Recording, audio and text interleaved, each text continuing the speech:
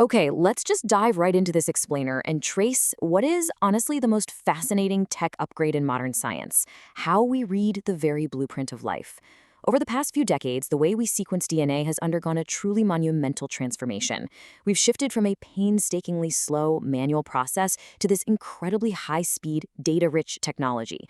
To put this in perspective, it's kind of like upgrading from reading a book by candlelight to downloading the entire internet in seconds. Today, we are going to walk through exactly how we got here. You know, think about that for a second. This is the fundamental problem scientists faced when trying to decode the human genome. You have a biological instruction manual made up of billions of microscopic letters, A, C, G, and T. If you literally printed the human genome as a standard paperback book, the stack of books would reach the top of the Washington Monument. You can't just crack it open and read it. You need specialized molecular tools to break it down, read the tiny pieces, and then put that incredibly complex story back together. The original effort to read that manual, the Human Genome Project, took just staggering amounts of time and money. We're talking roughly $3 billion and 13 years of continuous, grueling work by scientists all over the world to complete. This historic milestone gives us a perfect baseline to see just how far our sequencing technology has evolved today. Because, well, to really appreciate the leaps we've made, we first have to understand the foundational method that started it all. All right, Section 1, Decoding DNA, Sanger sequencing. So we start with the classic, reliable foundation of genetic sequencing. For a really long time, the Sanger method was the absolute gold standard in molecular biology. Picture this process like a biochemical construction site, or actually even better, like building a massive Lego tower. In the Sanger method, which is known as sequencing by synthesis, we use an enzyme called DNA polymerase to build a new strand of DNA block by block. We throw in standard building blocks called DNTPs, but we also mix in special fluorescent building blocks called ddNTPs. Now, these special blocks are missing a crucial 3' OH group, preventing phosphodiester bonds from forming. But to put it simply, imagine someone handing you flat Lego pieces that you just can't snap another block onto. They act as glowing stop signs. The moment a flat piece is added, the tower absolutely stops growing. By carefully controlling the ratio between normal blocks and these flat, glowing stop signs, we end up with a massive mixture of DNA fragments, all of varying lengths, and each ending with a distinctly colored light that corresponds to a specific letter, A, C, G, or T. So how in the world do we make sense of that chaotic mixture? It's basically a high-tech, microscopic foot race. We use a process called capillary electrophoresis, which means we push all those varying fragments through a tiny tube. The rule of physics here is super simple. The smallest, shortest fragments move the fastest and hit the finish line at the bottom first. As they speed past a detector, we just read their glowing colors from bottom to top. Because the shortest fragments represent the very beginning of the sequence, reading from bottom to top gives us the exact DNA sequence in the standard 5' to 3' direction. But here's the catch, and it's a big one. Sanger sequencing has a major limitation. It has a very low throughput, maxing out around 1,000 base pairs per reaction. So, to sequence the entire human genome, scientists had to use something called shotgun sequencing. This literally meant randomly fragmenting the massive genome into tiny pieces, Sanger sequencing each tiny fragment individually, and then using heavy computational power to assemble the overlaps. Think of it like taking a million shredded documents and taping them back together by hand. I mean, it worked, but it made genome-scale projects incredibly slow and wildly expensive. Moving on to Section 2, the middleman, microarray technology. To speed things up, we entered what you might call the specialization era. We needed a bridge technology to quickly scan for genetic information we already knew existed. Instead of reading the letters one by one, direct sequencing style, microarrays rely on a completely different concept, hybridization. Think of this like molecular Velcro.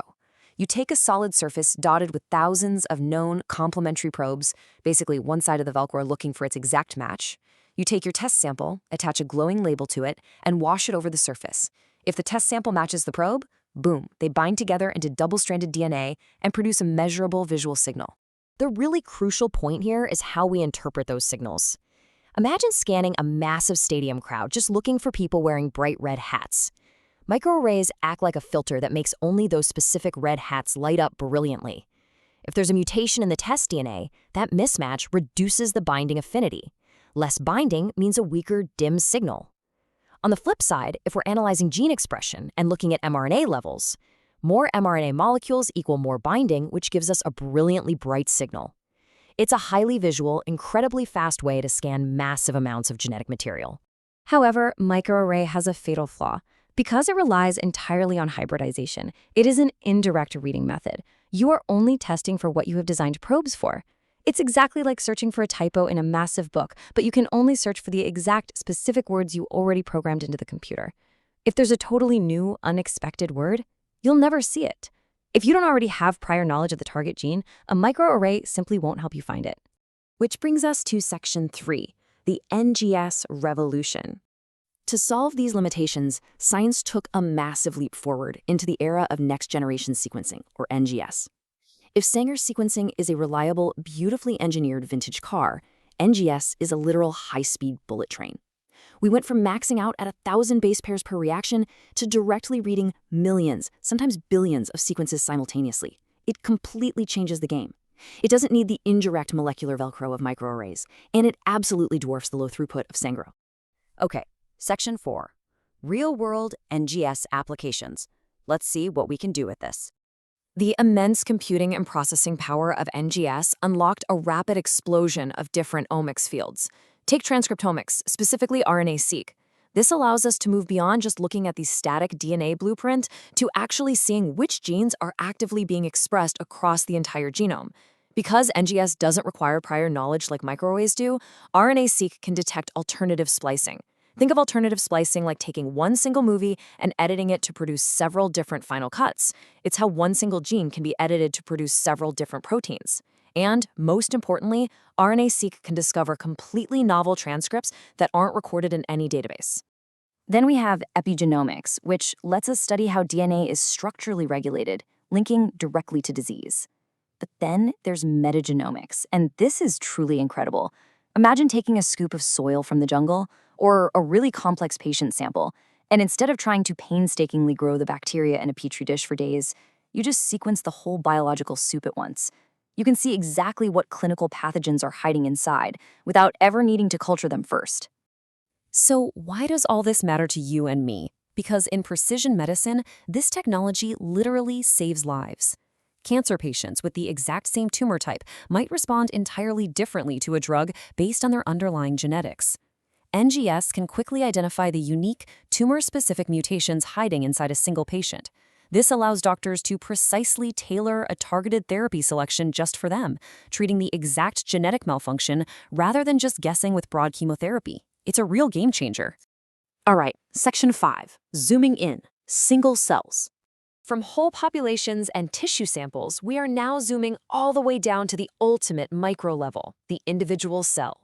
You see, bulk sequencing a chunk of tissue is kind of like blending a smoothie. You just get the average flavor of everything mixed together. But single-cell RNA sequencing, that's like looking at a bowl of fruit where you can pick out the exact strawberry. It measures gene expression in individual, isolated cells, revealing the incredible cell heterogeneity hiding within complex tissues. It allows us to identify incredibly rare cell populations, like finding that one mutating cancer cell hiding among healthy ones, or watch individual cells transition through developmental states. It uncovers unique fingerprints that a bulk smoothie would just average out and miss entirely. Finally, Section 6, choosing the right tool. Before we wrap up this explainer, it's important to realize that in the modern lab, older doesn't always mean obsolete. You might be wondering why anyone would still use Sanger sequencing today. Well, it all comes down to cost dynamics. Next-generation sequencing requires a very high fixed setup cost. It's like turning on a massive industrial factory.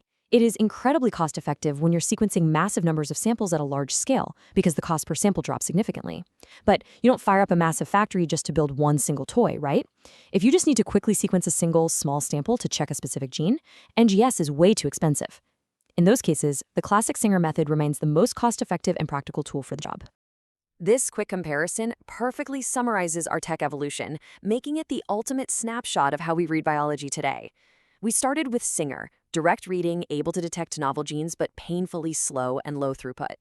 We bridged the gap with microarrays, much faster, medium throughput, but an indirect method totally blind to anything unexpected. And finally, we arrived at NGS, direct reading, fully capable of discovering the unknown, and operating at unimaginably high speeds and massive throughputs.